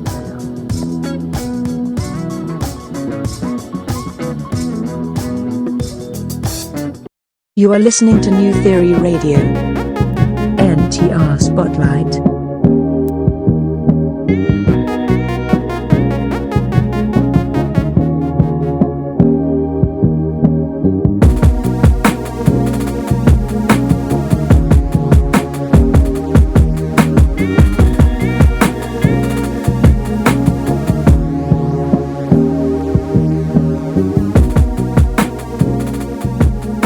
And we are back here on New Theory Radio, here live on News Talk, Sauga 960 AM. My name is Nav Nanwa. I am your host. And this is the show where we theorize on arts and pop culture. And it is the second part of our NTR Spotlight. And I'm very honored to be joined by someone who is no stranger to Sauga 960 AM. You can hear her show Saturday and Sunday during the afternoons. Actually, it's the show before my show, New Theory Radio, so you definitely got to listen to that. And she is an award-winning media professional. She is recognized as a multi-talented media and events personality, trained elite speaker, and MC. She's also a Guinness Book of World Record holder. I have to add that in because it's super important. She actually stars in a movie called A Bloody Mess, which also won a plethora of awards recently and just got selected as one of 2 Canadian films to be a part of the New York Film Festival. Plus, she also has a book coming out called How to Be Your Badass Self, a guide to using your inner energy for brand success. I think I'm going to ask her how she finds all the time to do this, because she is truly a wonder when it comes to just doing a lot at once. And I definitely would love to get some tips on that. It is our good friend Annie Koshy joining us here on New Theory Radio. Annie, thanks so much for finally being on my show. Oh my gosh, it's such an honor. We have so many synergies and alignment with so many different things. It's just such a pleasure to be here, have this opportunity to be able to talk to you and be able to connect with you on from the hot seat. Yeah. Right? I think I'm on the hot seat today. It's wonderful to be here. Lots going on. And I think, Nav, when we are busy, the busier we are, the more we actually accomplish in that 100%. day. I totally agree with you. I think being busy, especially during this time, is so crucial because it'll just take your mind off of all of the craziness that's going on in the world right now. And you and I were just talking about it. I know on The Source, you do have a large portion of your show that's dedicated towards speaking to the news, whether it be global issues, local issues, even talking about things within the Peel region. And I must say, over the last few months, there hasn't been a ton of positivity. So what's keeping you going, Annie? Well, you know what? You have a choice in life now, really, when you wake up in the morning. You have to choose whether you're going to let the things around you, the chaos around you, affect your mind, or whether you're going to allow yourself to be affecting the others around you. So if you let that positivity come from inside you and you are genuinely happy and at peace, then it's very easy to not allow the outside influence you and change your balance internally. And so it's about mindset. It's about knowing that if, for myself in particular, my work is really about helping others and serving others and being of assistance to whatever and anyone I can be of. And so when you come from a mindset of service, then you're going to have a growth mind. You're going to be able to help people and coach them on that. And it's very important for me, I think, is to find the silver lining in whatever situation it is that I find myself in. We all have challenges now. Every single day, everyone faces a challenge. I don't think anyone gets to any point in their life to say, oh, I'm scot-free. I've never had a challenge. We have boulders thrown in our path all the time. It's up to you to decide if that boulder is going to be a stop right? It's going to stop your path, stop your journey, or whether you're going to find a way to go over that boulder, go around that boulder, go under that boulder, or make yourself go through that boulder. Like Bruce Lee said, Nav, be like water. Great documentary, by the way. I just watched it. Right. And so if you are like water, that means that no matter what happens, water has the ability to flow over things. It fills whichever container it is that it fits in. But water has the strength that if it's needed, it can crack a boulder as well. So find that strength within you, find that balance within you, and then you will find that as you get to that stage, you'll have that Zen-like ability to just face whatever it is that comes your way. And that's what I admire about you, Annie, is you really have this positive mindset. And again, you play actually not even play is not even probably the right word here. I think you encompass so many roles in your life. You know, we talk about you being a media professional. You run the GTA South Asia Network, which is does a fantastic job in really promoting a lot of what's going on within the local community. But then you're the host of The Source. You starred in a movie called A Bloody Mess, which has actually won a Remmy Award. Do you want to maybe talk about that? Actually, tell us what the movie's about first, and then go into some of the accolades that the movie has been getting over the last few months. So A Bloody Mess is a film that highlights menstruation. And Assis Sethi, who's the director of the film, her desire was really to start the dialogue about menstruation. And it's a topic that is very taboo, really, within a lot of communities. I really can't recall any opportunity that I had where I spoke to my brother or my father or my uncles, for that matter, about my period, you know, and yet it's a function of the body that we go through just like anything else that any other person. You know, women have periods. And we bleed, and the ability to have that period signifies that we can give birth, that we are the creators of life. Yep. And so when you think about how goddess-like that is, how divine that is, that we have the ability to create another human being within our womb, what you would call your stomach, we have a womb, and that space is a place of growth. And yet we consider women on periods being dirty and unclean, and that they're not worthy of being able to receive blessings in church or in temple, or that they can't come into the kitchen because they're unclean. In some communities, the women, when they're on their periods, are put outside into a different house even. They're not allowed in the space. And so when we talk about periods and talk about the stigmas associated with it, well, when you cut yourself, do you not bleed? Of course. No, we do. Yep. So a woman bleeding is not dirty, right? And so the dialogue arises then is that when you hurt yourself, you stub your toe or you hit your knee, does it hurt? It does. When you have a headache, does it hurt? Oh, yeah. So when a woman has a headache because she's on her period, it's not supposed to hurt. So when a woman is cramped over, have you had a stomach ache? Have you had such a bad stomach ache where you're feeling that your insides are like in knots? Well, for a woman on a period, it is sometimes like that, where it is so bad. The cramps are literally like your inside is trying to turn it inside out.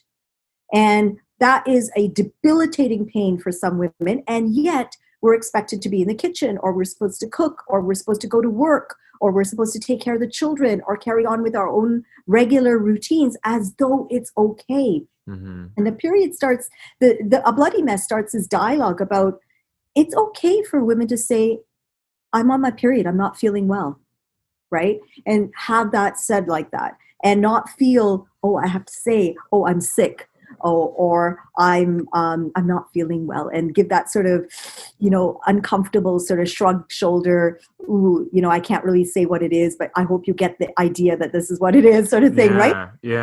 But the topic really is that I don't think I ever asked my dad or my brother or any other male figure in my life to go and get me a tampon or go get me a pad, or you know, it's not a conversation that's usual. And it's not just limited to the South Asian community. It's not limited to us alone, because I went in and I gave a talk to a group of high school students. And when I talked about A Bloody Mess, I talked about, let's have a conversation about this. The guys in the class slumped down in their chairs, sort of hunched over, and you could see their body language immediately change to being uncomfortable, to the snickers, to the, oh, I've got to look at my screen on the laptop now, sort of thing, you know? And it was quite interesting to see kids today who should have this conversation not having it because they have been indoctrinated by their own families that this is how to be when this topic happens. So it's an interesting dialogue. Yeah, it totally is.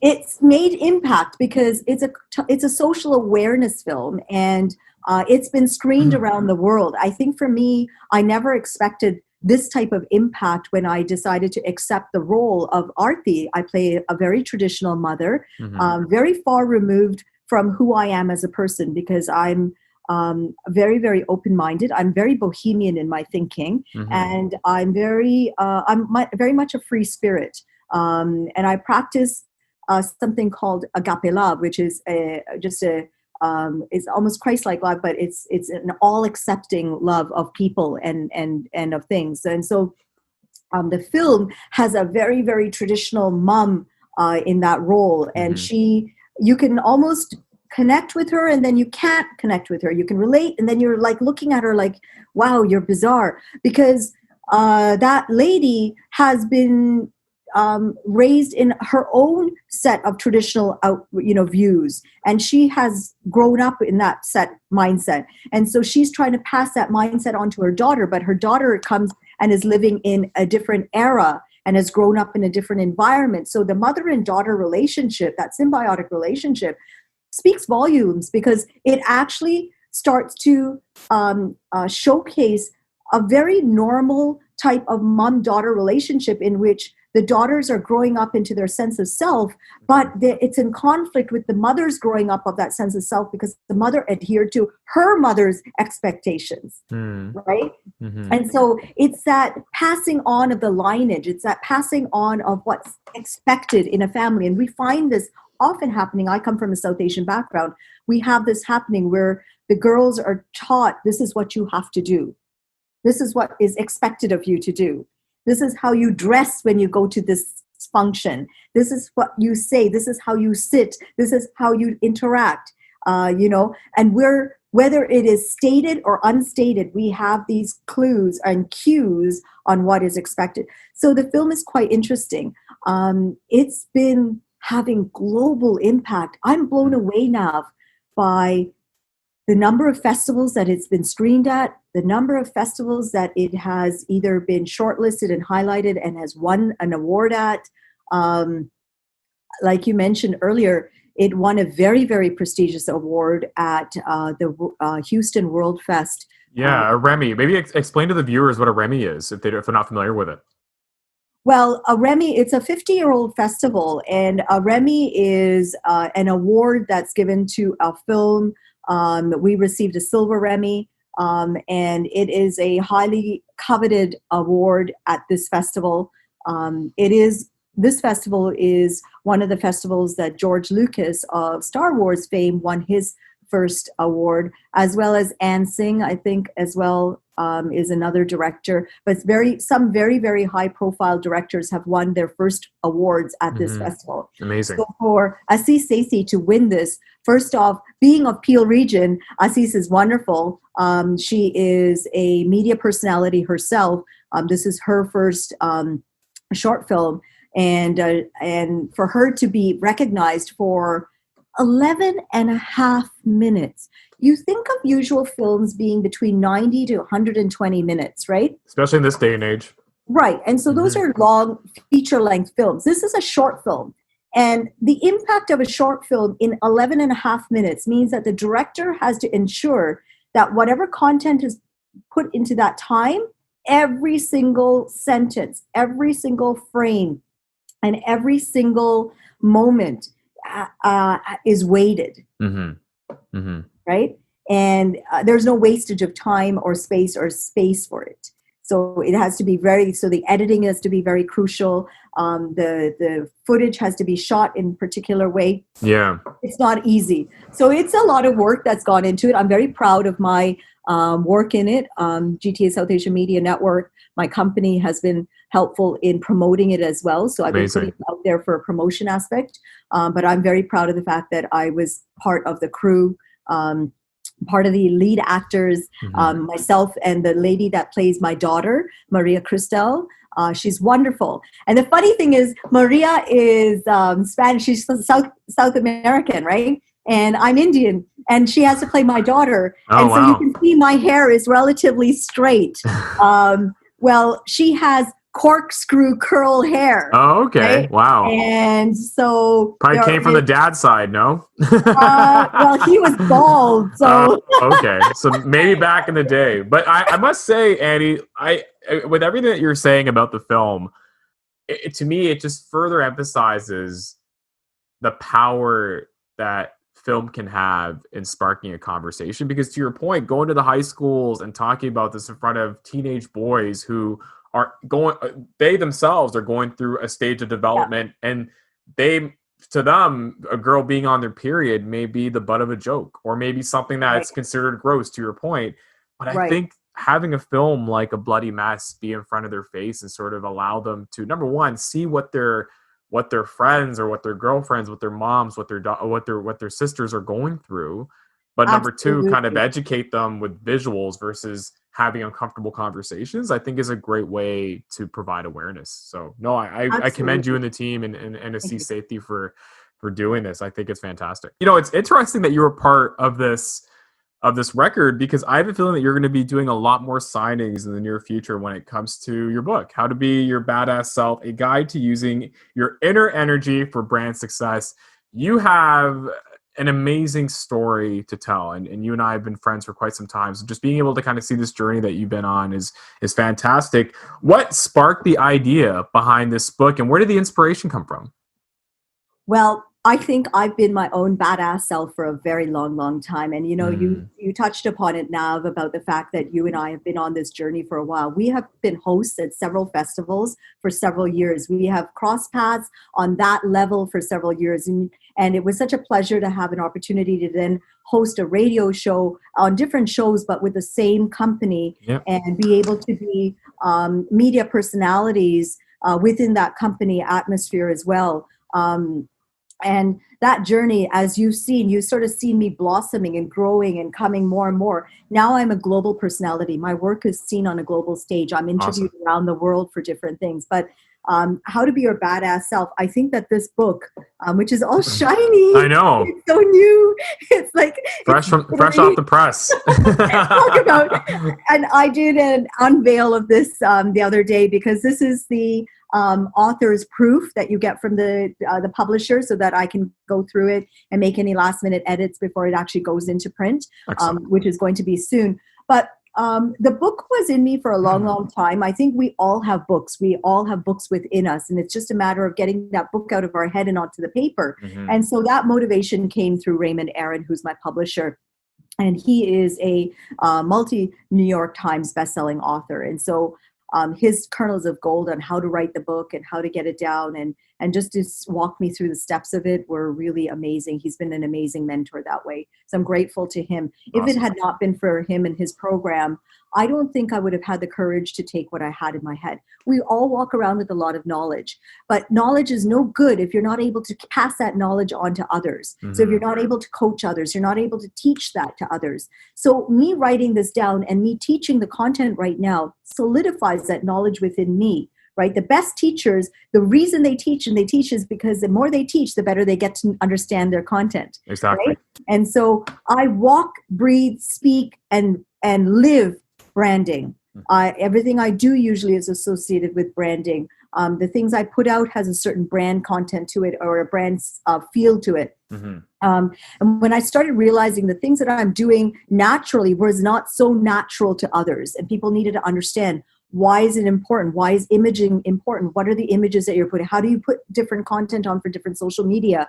Why is it important to align your internal with your external when you're talking about your brand? Why is it important to have your mission, vision in alignment with your brand company's vision and mission? Right? So your internal has to balance the external. So talking about your inner energy is about what we are as our own internal self. Who are we as people?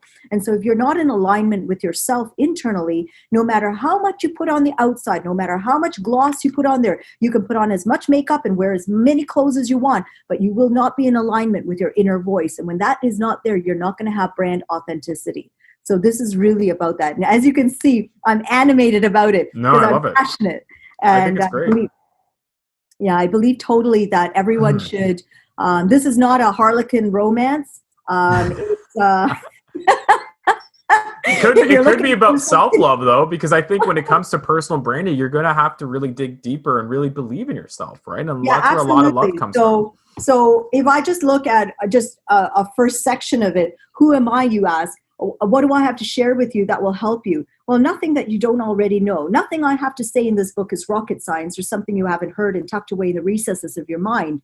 This book is only good if you're ready to take stock of what you already know and truly apply it. Are you able to crash and burn and build yourself up from those ashes to become your best self? Awesome. Well, on that note, Annie, I do want to thank you. And again, congrats on everything. You're doing fantastic. You're really making the most out of this pandemic. If any of the listeners want to listen to the source or want to reach out to you or want to learn more about Bloody Mess or how to be your badass self or anything else that you have going on, this is your opportunity to reach out to the listeners of New Theory Radio and let them know how they can talk to you. Yeah, and I will flip over to you, Nav, some of my contact details where people can find me on social media so that they have an opportunity. And I'll also flip to you the back cover of my book if I haven't already, so that you have that when you're doing your posting. Excellent. Well, thanks so much, Annie. Really appreciate it. Best of luck with everything. And once the book is out, I'd love to bring you back to talk maybe about some pieces from the book. But as well, I think you told me that you're actually working on a documentary or it's a docu-series or docu-film, whatever you like to call it. But it's going to profile your life, biopic called Fear. And I think that's going to be a really great conversation once that's out to bring you back and talk about that. Because you have a very inspiring story. I think it should be shared. So thanks again, Annie, for joining us here on New Theory Radio. We are going to take a quick commercial break, but then we'll be back in just a few moments here on News Talk, Sauga 960 AM.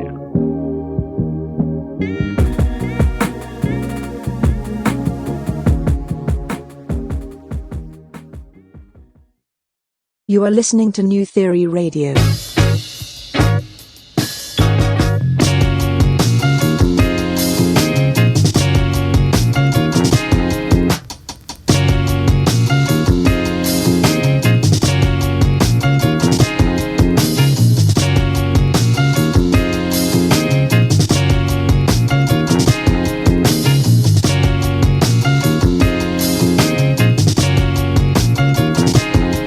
Theory Radio.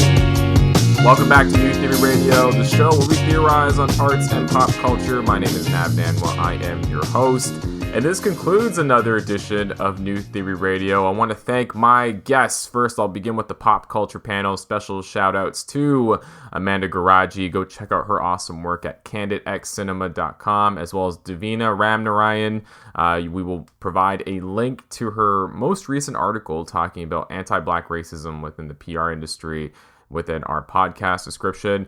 As well, special thanks to Regan Hayward, the Managing Director of Beaux-Arts Brampton. Go check out Beaux-Arts. They're doing wonderful work, especially with their upcoming exhibits over the next few weeks. And of course, Sauga 960 AM's own Annie Koshy for stopping by to talk about her brand new book, which is coming out as well in a few weeks.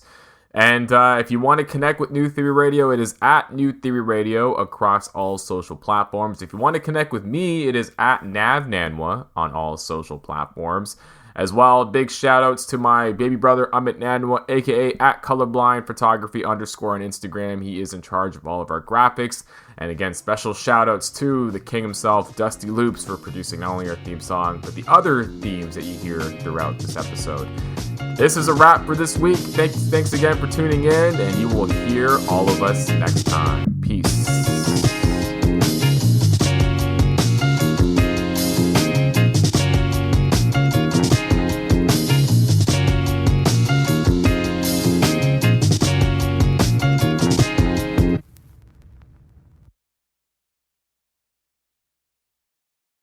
Get ready to watch more of what you love with Xfinity X1, like live sports and more with the Xfinity Sports Zone. Looking for more streaming apps? They're all in one place. Xfinity X1 is the ultimate entertainment experience. Click, call, or visit a store today. Restrictions apply. Not available in all areas. Es hora de hacer lo que te gusta. Ahorrar en JCPenney durante los Power Penny Days. Encuentra selección de leggings Arizona para niñas a $5. Toallas de baño JCPenney Home Performance a $7. Y selección de camisetas St. John's Bay para él a solo $9. También tenemos servicio de entrega a tu auto sin contacto. ¡Apresúrate! No te pierdas estos ahorros de jueves a domingo durante los Power Penny Days. JCPenney. Ofertas válidas del 9 al 12 de julio. Aplican condiciones y exclusiones. Detalles en la tienda o jcp.com.